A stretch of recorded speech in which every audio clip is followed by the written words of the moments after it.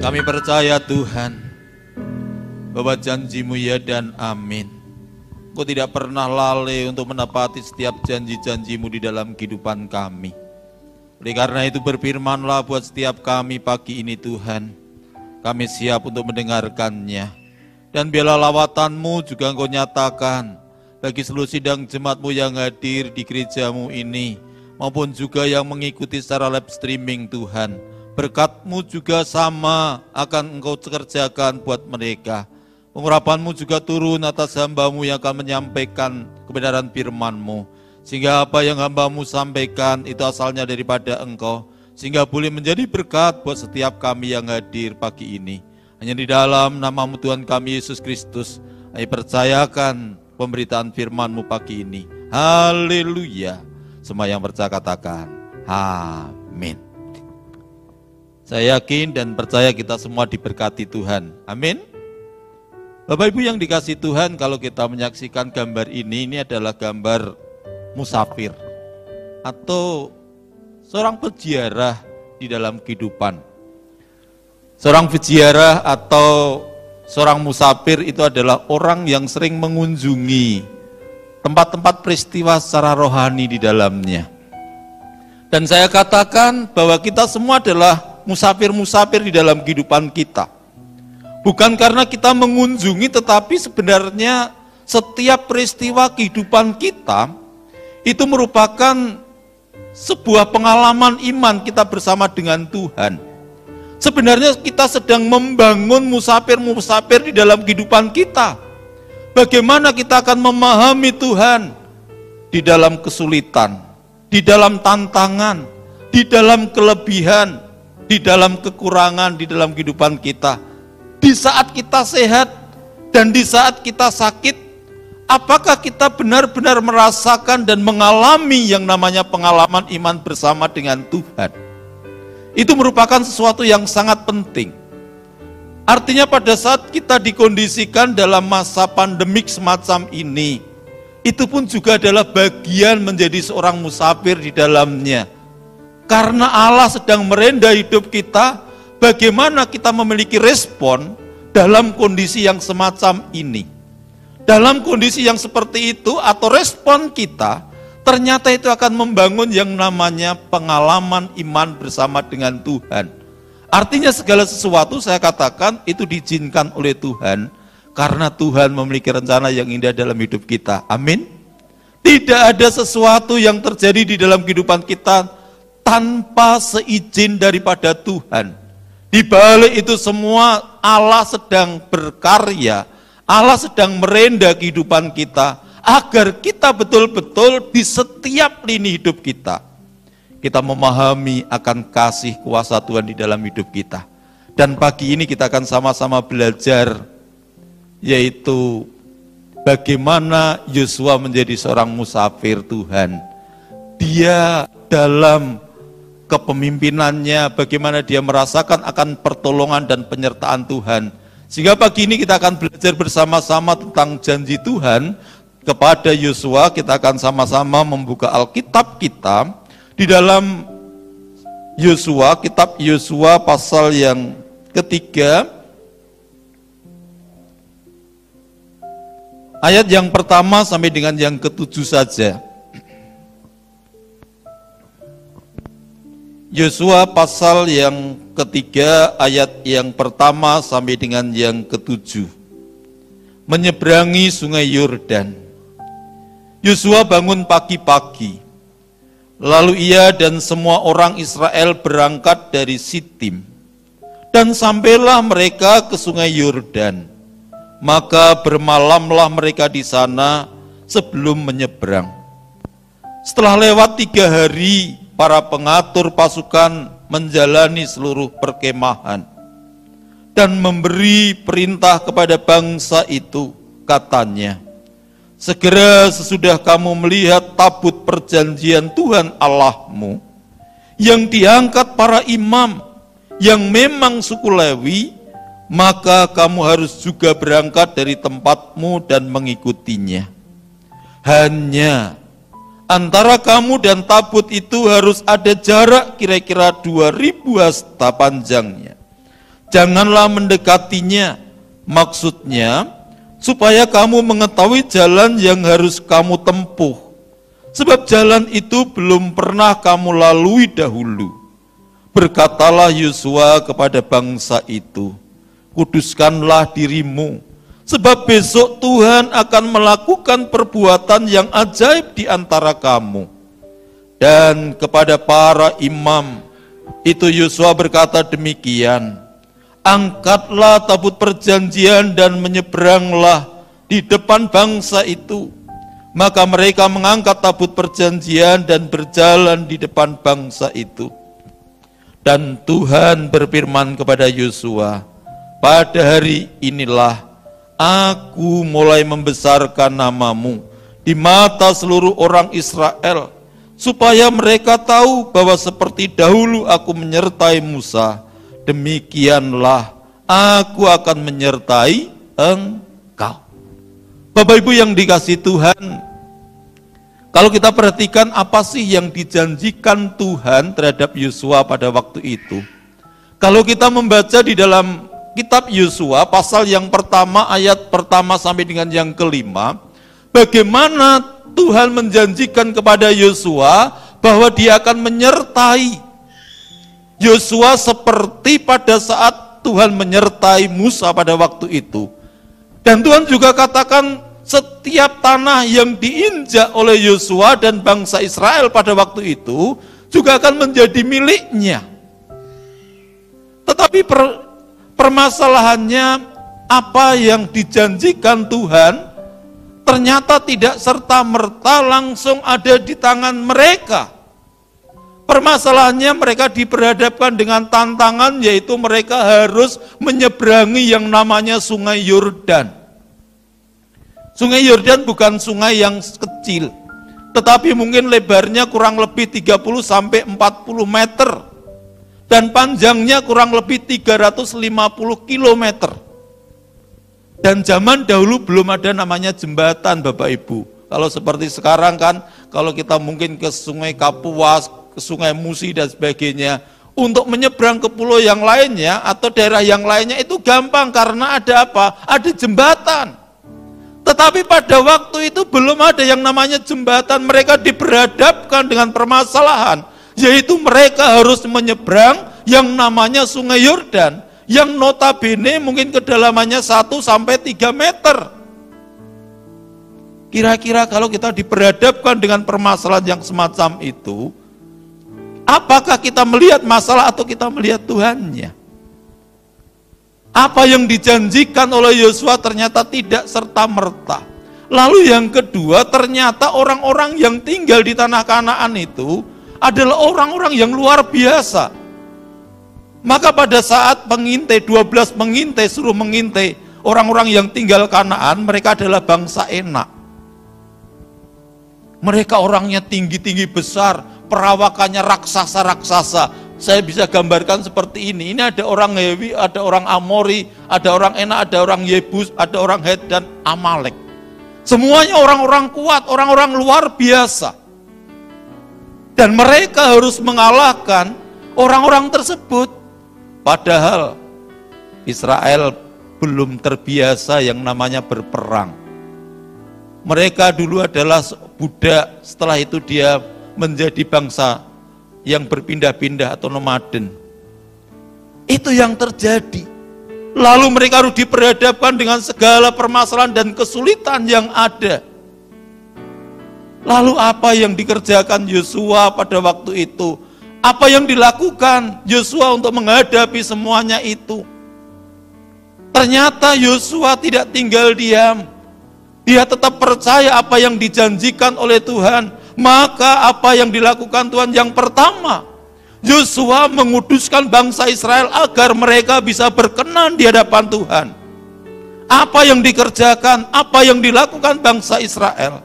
Supaya bisa berkenan sesuai perkenanan Tuhan di dalamnya. Lalu yang kedua, Yosua menghususkan orang-orang sebagai pengangkut atau pengangkat tabut perjanjian, atau orang-orang dikhususkan untuk kemuliaan Tuhan. Dan yang ketiga, yaitu Yosua benar-benar mengandalkan Tuhan secara totalitas. Dari segala permasalahan yang dihadapi, Yosua tidak mengandalkan akan kekuatannya. Yosua tidak hanya terfokus kepada segala permasalahan yang ada, tetapi Yosua melibatkan Tuhan di tengah-tengah permasalahan, di tengah-tengah tantangan. Dia hidup berkenan di hadapan Tuhan, menunjukkan akan loyalitasnya terhadap Tuhan, dan dia meyakini akan pertolongan Tuhan. Yosua betul-betul secara total mengandalkan Tuhan di dalam kehidupannya. Maka apa yang terjadi? Yosua dengan iman melangkah, bertindak, tidak melihat akan segala permasalahannya, tetapi apa yang dijanjikan Tuhan, apa yang dikatakan Tuhan, itu pasti akan terjadi. Sehingga para imam suruh mengangkat terlebih dahulu, dan sebuah keajaiban yang terjadi. Pada saat tabut perjanjian itu diangkat dan para imam menginjakkan kakinya di air, maka air itu terbelah. Seperti peristiwa pada saat Laut Tiberau pada waktu itu, pada saat Musa mengangkat tongkatnya, maka laut itu terbelah, semua air menjadi tembok. Begitu juga pada saat tabut perjanjian pada waktu itu, yaitu memasuki sungai, maka semua air ini, yaitu membangun tembok, sehingga mereka bisa melewati dengan aman. Karena langkah iman yang dikerjakan oleh Yosua. Dari sini kita bisa melihat, pada saat kita berjalan dengan iman, maka sesuatu yang bersifat impossible itu akan menjadi possible. Sesuatu yang tidak mungkin itu akan menjadi mungkin. Karena apa? Kita punya Allah yang ajaib. Kita punya Allah yang luar biasa di dalamnya. Jadi pada saat kita melangkah dan berjalan dengan iman, maka sesuatu yang bersifat impossible itu akan menjadi possible. Artinya sesuatu yang tidak mungkin akan menjadi sesuatu yang mungkin. Untuk mengalami apa yang dijanjikan Tuhan, langkah pertama kita harus percaya sungguh-sungguh. Lalu yang kedua kita harus bertindak dan melangkah. Pada saat kita nggak memiliki kepercayaan, pada saat kepercayaan kita mulai menurun, maka apa yang terjadi? Kita akan tenggelam dengan masalah. Seperti yang dialami oleh Petrus pada waktu itu. Pada saat Petrus disuruh berjalan oleh Tuhan Yesus, dia percaya. Dan dia melangkahkan dan dia bisa berjalan. Tetapi pada saat Petrus melihat akan ombak yang ada di samping kanan kirinya, maka imannya mulai turun dan dia mulai tenggelam di dalamnya. Pada saat kita diberhadapkan dengan segala permasalahan, pergumulan di dalam hidup kita, apakah kita selalu fokus kepada Tuhan yang sanggup untuk menolong dalam segala pergumulan dan permasalahan dalam hidup kita? Tapi pada saat kita terbelokkan, fokus kita kepada masalah, maka apa yang terjadi seperti yang dialami oleh Petrus? Kita mulai tenggelam dalam masalah, akhirnya mulai menjauh daripada Tuhan. Tetapi pada saat kita fokusnya kepada Tuhan, maka keajaiban, mujizat akan senantiasa terjadi. Karena tidak ada yang mustahil bagi orang-orang yang percaya. Jadi bagi orang-orang yang percaya tidak ada sesuatu yang mustahil di dalam kehidupan kita. Dan juga dikatakan dalam Lukas pertama ayat yang ke-37, sebab bagi Allah tidak ada yang mustahil juga. Jadi tidak ada sebuah kemustahilan di hadapan Tuhan. Yang kelihatannya sungai Yordan itu sangat luas dan sangat dalam. Secara manusiawi mereka nggak mungkin akan bisa memasuki tanah Kanaan. Tetapi kalau bersama dengan Tuhan, sesuatu yang mustahil menjadi sesuatu yang mungkin di dalamnya.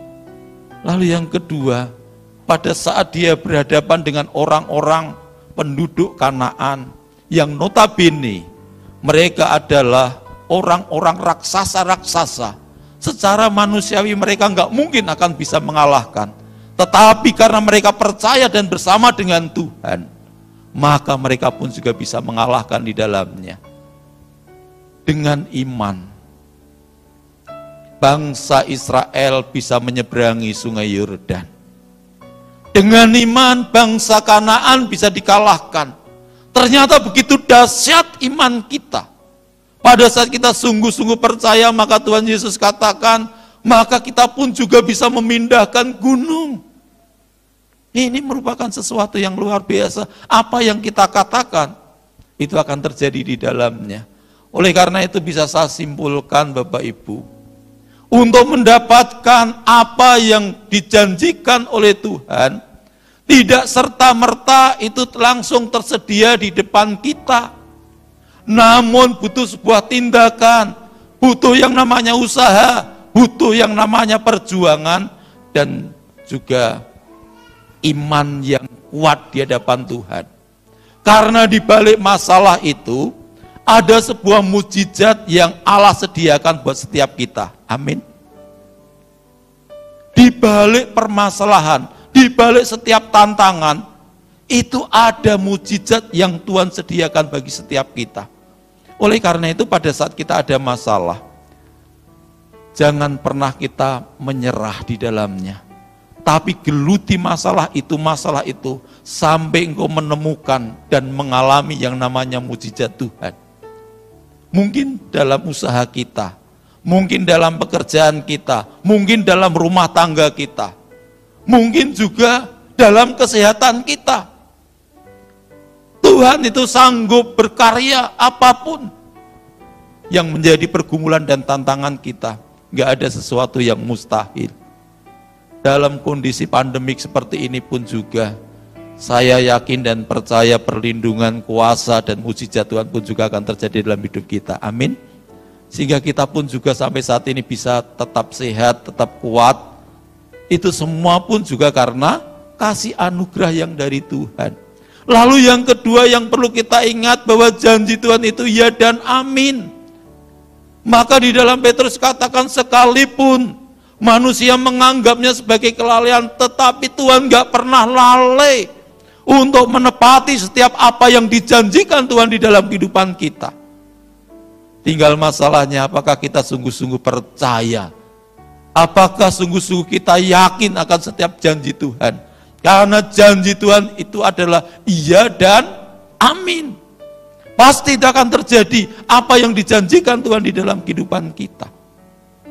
Sehingga kita nggak perlu kecil hati.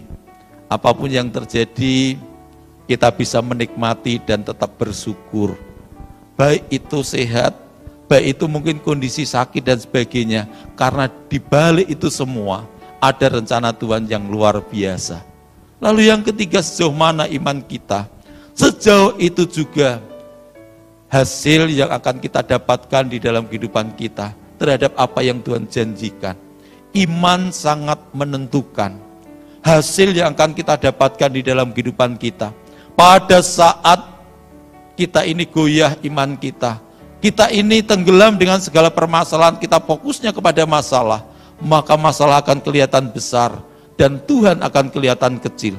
Tetapi pada saat fokus kita kepada Tuhan, maka Tuhan akan kelihatan besar dan masalah itu akan kelihatan kecil di dalam kehidupan kita.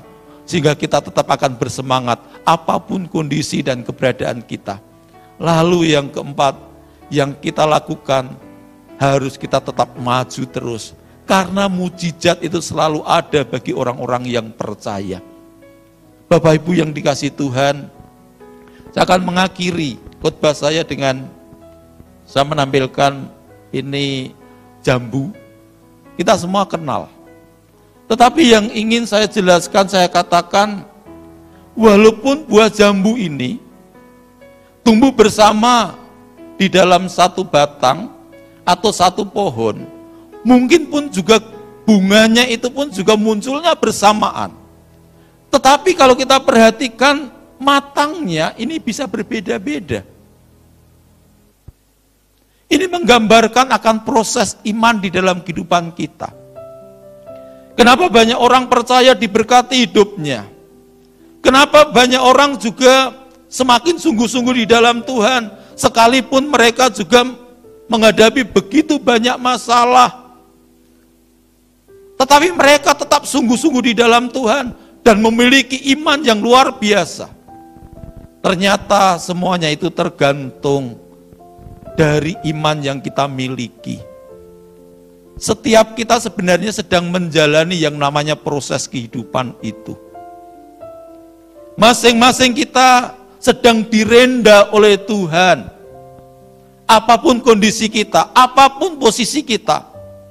Sekalipun kita mungkin dalam posisi yang sangat tinggi, dalam posisi yang nyaman, tapi semuanya itu merupakan bagian dari sebuah proses yang Tuhan jalankan atas kehidupan kita. Jadi Tuhan memproses kita bukan saja hanya pada waktu kita mungkin sakit, pada waktu kita menderita, pada waktu kita mungkin susah, atau kita menghadapi tantangan, tetapi pada saat kita nggak ada tantangan sekalipun, hidup kita ini enjoy terus, itu pun juga sebenarnya sedang dalam prosesnya Tuhan. Apakah pada saat kita dalam kondisi yang kita alami, apakah kita tetap betul-betul mengandalkan Tuhan atau tidak? Apakah dalam kondisi nyaman kita tetap tergantung hidup kita pada Tuhan atau tidak? Apakah pada saat kita menghadapi masalah, apakah kita tetap sungguh-sungguh di hadapan Tuhan atau tidak? Respon kita terhadap segala kondisi yang ada ternyata akan menentukan cepat lambatnya, yaitu buah itu akan matang. Maka saya selalu memahami setiap kita itu sedang diproses. Mungkin setiap kita itu memiliki yang namanya kelemahan. Pada saat kita memiliki kelemahan, tetapi pada saat Tuhan proses dan kita gagal, itu akan terus dilakukan dan dilakukan, dikerjakan, itu akan berulang terus. Saya ngalami di dalam kehidupan saya, pada waktu saya lulus dari STT Abdiel, saya merasa saya orang pinter, seorang yang bisa dan mengetahui semuanya. Sehingga membuat saya sombong. Saya seolah-olah pokoknya saya harus mengerjakan sesuai dengan keinginan saya ingin menjadi diri saya sendiri. Ternyata itu nggak bisa, Bapak Ibu. Kita hidup diciptakan sebagai makhluk sosial, harus tergantung, harus memahami orang lain di dalam kehidupan kita. Dari situ saya diproses sedemikian rupa, diperhadapkan dengan segala permasalahan-permasalahan, akhirnya membuat saya menjadi sadar bahwa saya ini sebenarnya nggak ada apa-apanya. Pada saat saya gagal, itu diulangi lagi Tuhan, diproses lagi.